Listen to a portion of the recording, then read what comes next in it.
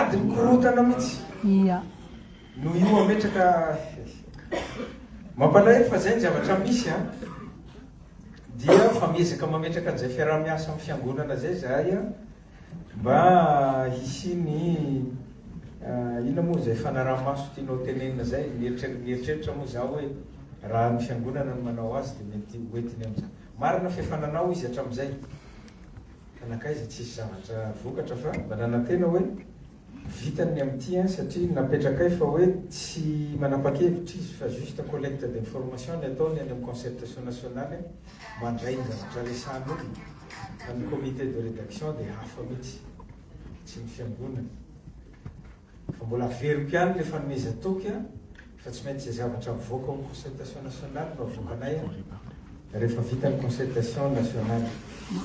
ny mikasika ny conversion en ariary a hialana amin'ny dollara dia omeko ny ministre ny économie et finance izy io sady valiny miaraka amin'ny resaka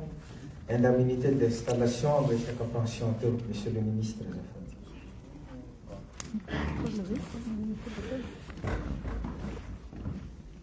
misaotra ny remotifika amin'ny fitenenana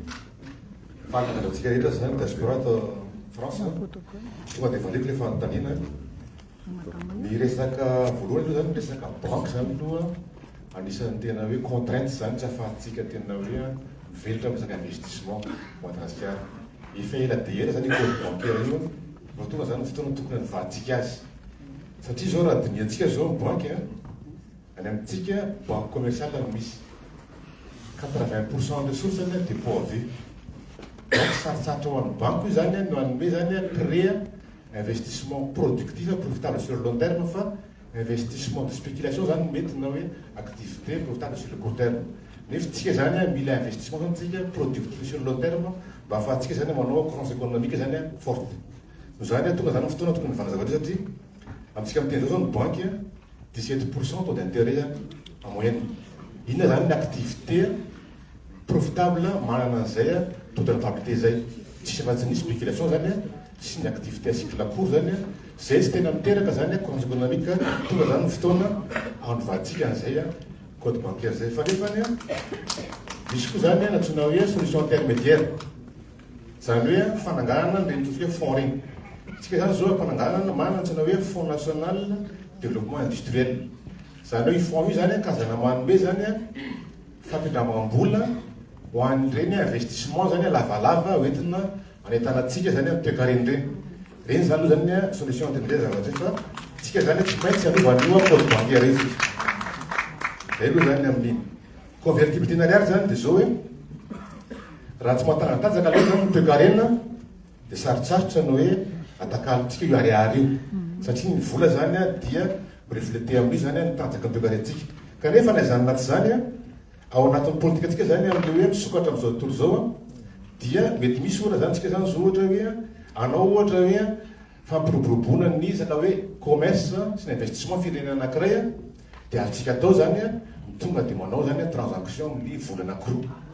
rehefa hoe miimporte atsika ohatra dia mandova volan'le olona miexporte atsika zany dia niarahantsika no azy ohatra azo atao manao zay fa io zany mila zany zay convention entre le pays anankiroa ary efa mety ao tonga zany zay atsoatsy firenena anankiray zay tonegny koto fa hitanareo any mifandeha ndrareo dia tsika moa zany ezatsika foana zany manala ny contrainte rehetra misaka investissement zao tsika zany zao mila manao investissement be dabe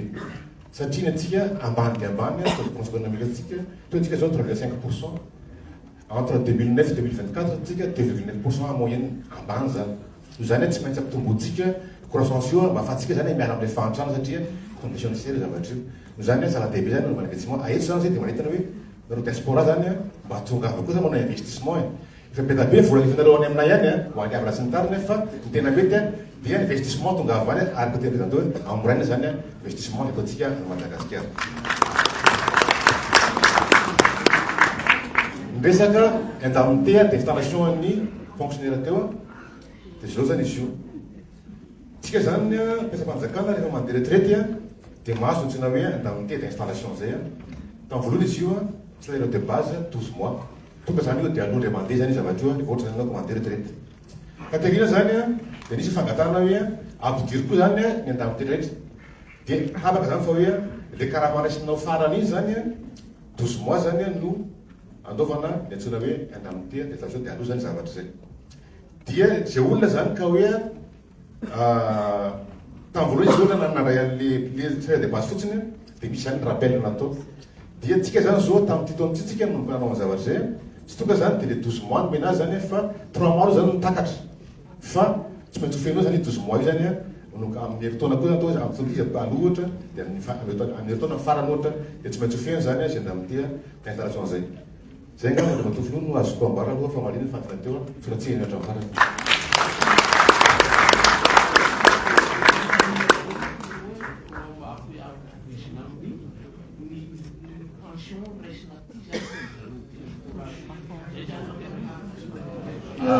zany Madagasikara dia karamantsika Madagasikara zany atao fa tsy dia sady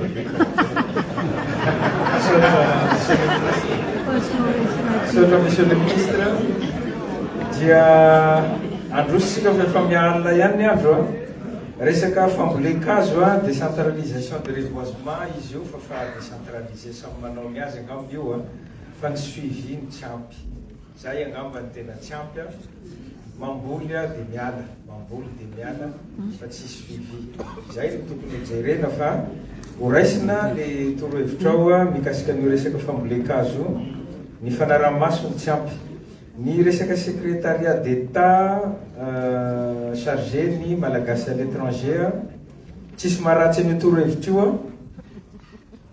ho jerena io rehefa manao remaniement tsika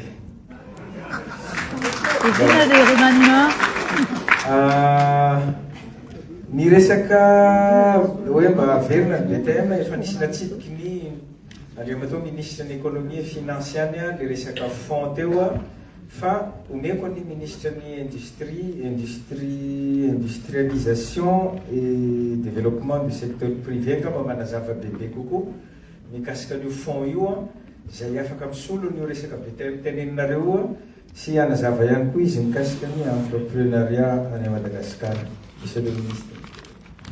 Saotra monsieur le président, falmelapatsika rehetrarehetra tompoko. Le resaka Fonds national de développement industriel io zany dia tafiditra anatina programme de développement et entrepreneuriat ao Madagascar. Ny toromarika zany no mena Andriamatofiloha ao anatin'le hoe politique générale de l'État dia hoe ny activité économique rehetrarehetra dia mirona mankany amin'ny création d'emploi zay zany ny tena goavana indrindrindrindra ho an'ny vehivavy sy ny tanora dia ao anatin'izay zany misy programme de développement ny entrepreneuriat zany eo amintsika ao amin'ny industrialisation sy développement secteur privé izy io dia miainga amina hoe territorialisation ny entrepreneuriat misy mifetim-boana zany dia miainga amin'le hoe inona zava-misy any toerana miainga amina monographie zany dia rehefa hita le monographie fantatra hoe inona mivokatra ao inona ny asa afaka atao inona ny idée afaka créenao anaovana entreprise dia manana base de données na idée de projet zany tsika dia miantso le entrepreneur ohatra hoe ianareo zao ohatra hoe te afantatra hoe inona ny zavatra afaka atao any antala dia misy zao afaka atao any dia mitsofoka nareo dia makavanam-pakevitra dia aorinan'izay misy ny ametraka zany tsika le resaka hoe incubateur sy accélérateur incubateur le fantatsika fa ho an'le olona vao anomboka andrarà dia tsy mahafantatra tsara ahoana moa zany andrarà zany efa manan-kevitra fa misy coaching sy mentoring zany ao dia avy eo ny olona efa manana orinasa ka tena tsara sy analehibe an'le orinasany dia miditra an'leo anatin'le accélérateur rehefa vita le cursus io zany dia apetraka hoe fiafarany mila mamoaka zany izy dossier bancable dia le dossier bancable io araka ny teny monsieur le ministre des finances teo atsofoka ao amin'ny FNDI dia io Fonds national de développement industriel io no mifinancer an'le projet de business natao dia rehefa azo ny vola dia tsika atao ministère indray rehefa manao fanarahamaso hoe ny zavatra nylazainao tato ve hoe anao anreto investissement reto ianao créer reto emploi reto ianao dia nataonao marina zay anankiray voalohany faharoa ianao ve isika ve zay nisitraka an'le fampindramam-bola namerina an'le vola satria revolvine les fonds miverina le vola mba hahafahany hafandray misitraka an'le izy dia zay zany programme apetratsika mistadysika amin'izao a manao an'le monographie régionale mba hafahana mahazo hoe inona marina zavatra afaka trandrahany eto Madagasikara dia eo zany afaka rahatsika ty amin'ny diaspora zany ty angataka un certain moment hoe aroresanay aminareo le izy ho zarainay ao anatin'ny pagenay hoe efa vita reny monographie régionale atsyatsyatsy a dia tonga dia ho hitanareo hoe zao zany afaka atao aria zao ny afaka atao aria dia mitsofoka anatin'ny incubateur manao dossier financier ny FNDI manao ny accompagnement dia tonga dia manao business antsika zay tompoko ngamba mety hoe lien kely économiquement entre l'industrialisation sy le financement. Saotra monsieur le ministre misy fanontaniana teo fa izy nametraka azy ohatrany hitako lasanody napetrany le question de lasa izy tsy mila valiny izy zany le hoe fiaraha-miasa amin'ny Frantsa ve misy ilana azy ao izy teo zafady ary Voilà atao président. eny ary Miandry valiny tsara mihitsy.